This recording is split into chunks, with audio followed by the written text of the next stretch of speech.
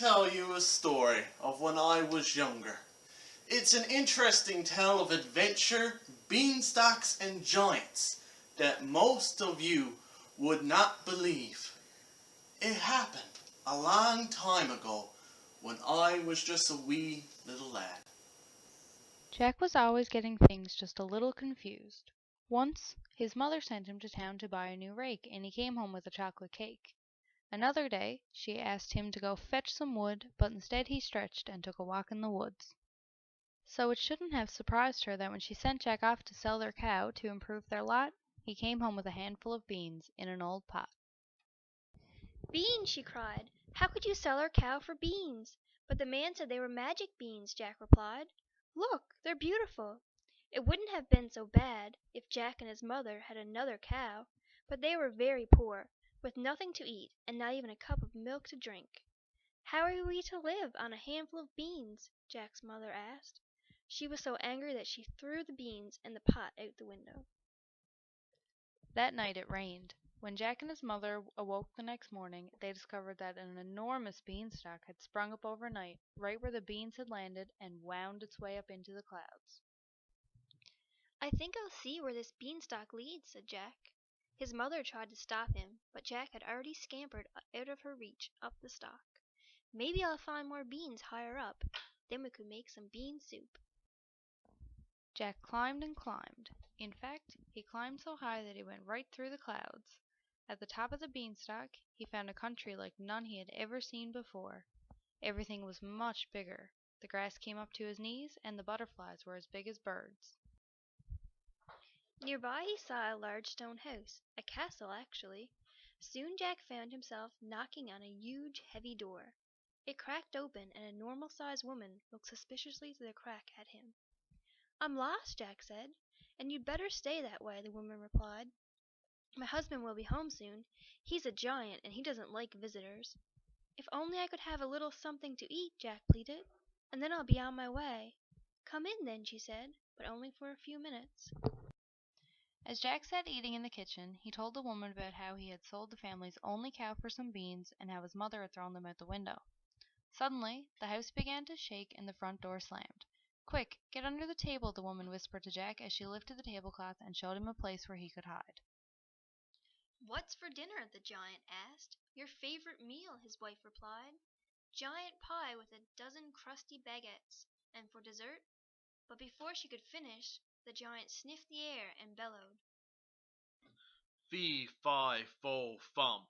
I smell a visitor, yum, yum, yum. Fish or fowl, cold or hot, we'll cook him up inside my pot. You see, the giant only liked company that he could serve up for dinner. "I'm very sorry, my dear," his wife said, "but you must be imagining things. There's no one here except you, me, and the goose." But the giant still sensed a guest somewhere in the house. He looked everywhere, except under the table where Jack was hiding, holding his breath. When the giant was done searching his house, he sat down and quickly devoured his supper.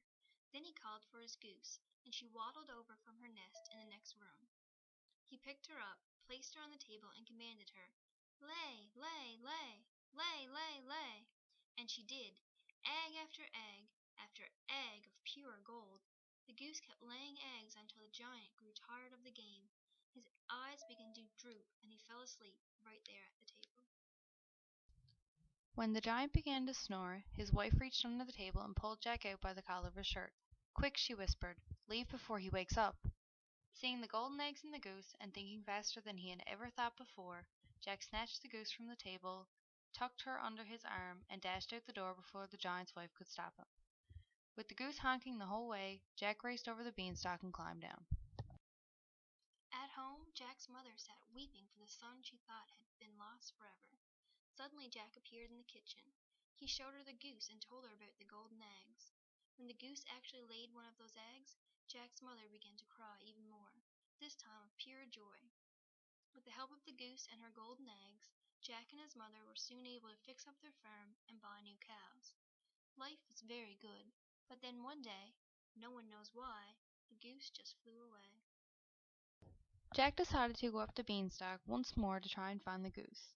His mother tearfully pleaded with him not to go, but Jack was determined and told her not to worry. Again, Jack found himself knocking on the giant's door, and again the giant's wife opened the huge door just enough to look out. How could you come back after what you've done? She asked him. Do you know what a story I had to make up to stop my husband from ransacking all of creation for you and his precious goose? I told him the goose just flapped her wings and flew out the window, but I don't think he believes me even now. Suddenly the ground began to tremble. Quick, come inside. You've got to hide before he gets here. If he finds you, he'll throw us both into this pot. With that, she tugged Jack into the house, just as the giant was rounding the corner. This time she hid Jack in the oven. What's for dinner? The giant asked. Another favorite, his wife replied. I've fried 100 smelts with truffle sauce for you, and for dessert. But before she could finish, the giant sniffed the air and bellowed, just like he had done last time. Fee, fi, fo, fum. I smell a visitor, yum, yum, yum. Fish or fowl, cold or hot, we'll cook him up inside my pot. This time, the giant checked under the table first, and then he looked in all the closets and pantries, and even under the sofas. But he didn't check the oven, because he thought no one could possibly be hiding in there. Finally, the giant settled into his chair, and gobbled up his supper, right down to the last smelt. Wife, he called out, bring me my sack.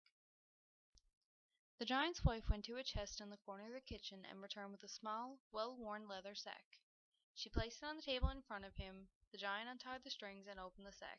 Roll out, roll out, roll out, he sang. Roll out, roll out, roll out. A gold coin tumbled out of the sack, then another, then another. Soon the table was filled with golden coins. The giant spent an hour counting them all into tall stacks. Then his eyelids got heavy from so much counting, and he fell asleep. Quick, the woman whispered between snores that shook the table. And don't touch that sack, she added. As the giant's wife went to unlock the door, Jack snatched the sack and hid it behind his back.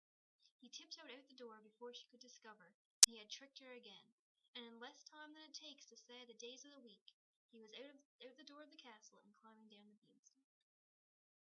Jack's mother was beside herself with joy to have him home safe again. The sack didn't look like much, but the more Jack said roll out, the more impressed his mother became with his latest treasure. Soon, Jack and his mother had more gold coins than they knew what to do with. They could hardly believe their good fortune. And then one day, no one knows how, the sack disappeared. One morning soon after, Jack's mother found him in the garden looking at the beanstalk. She knew he was going to climb back up it again. We have everything you could ever need, she told him. Just one more trip, Jack said. But what if you don't come back this time? His mother pleaded. Don't worry, Jack comforted her. I'll be back. And up the beanstalk he went, and again he knocked at the giant's door, and again the giant's wife answered. I didn't think you of all people would ever show up on this doorstep again. Do you know how furious my husband was when he discovered his sack had been stolen? It's the way of the world, said Jack. In fact, someone just took it from me. Then Jack convinced the giant's wife to invite him in for a slice of the strudel he could smell cooling in the kitchen. Before he could take his first bite, the giant came thundering home. Quick, said the giant's wife. She hid Jack in a big wooden tub that was used for washing laundry and threw some bed sheets over him. What's for dinner? The giant asked as he entered the room. Your all-time favorite, his wife replied. 10 gallons of savory boar stew with rosemary and squash blossoms and a peck of parsnips on the side. And for dessert? But before she could mention the strudel, the giant sniffed the air and bellowed. Fee, fi, fo, fum. I smell a visitor, yum, yum, yum. Fish or fowl, cold or hot, we'll cook him up inside my pot. This time the giant checked under the table and in the oven. Then he looked in the attic and the cellar and behind the curtains. But he didn't search the laundry tub, because he thought no one could possibly be hiding in there. Finally, he settled into his chair and gobbled up his supper, right down to the last morsel. Then he called out, Wife, bring me my harp. The giant's wife went to a beautifully carved cabinet and unlocked it with a silver key that she kept in her apron pocket. From the cabinet she took a small golden harp. Play, the giant commanded the harp, and play it did, the most beautiful melody that Jack had ever heard. The giant soon fell asleep to the music. He began to snore. His wife tiptoed to the wash-tub, pulled the sheets off Jack, and pushed him towards the door. Quick, she whispered. He could wake up at any second. Jack looked at the harp, and the giant's wife looked at him. I'll bring it with us, she said. All I do up here is cook and clean, clean and cook, and all he does is moan and gripe. I'm going down the beanstalk with you. and so she grabbed the harp and tucked it under her arm, as she and Jack ran out the door together. The giant woke up as the music faded away. When he sat up and saw that the harp was gone, he knew he had been tricked again. He charged after the sound of the music until he reached the place where the beanstalk was poking through the clouds. He almost caught Jack by the sleeve of his jacket, but Jack slipped out of his fingers and disappeared down the beanstalk.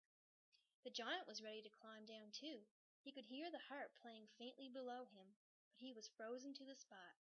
You see, the giant was not afraid of many things, but he was afraid of heights.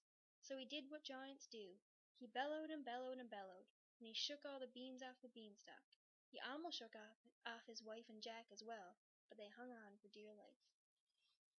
When they had safely reached the ground, Jack and his neighbors cut down the beanstalk, chopped it into little pieces, and fed the pieces to their cows.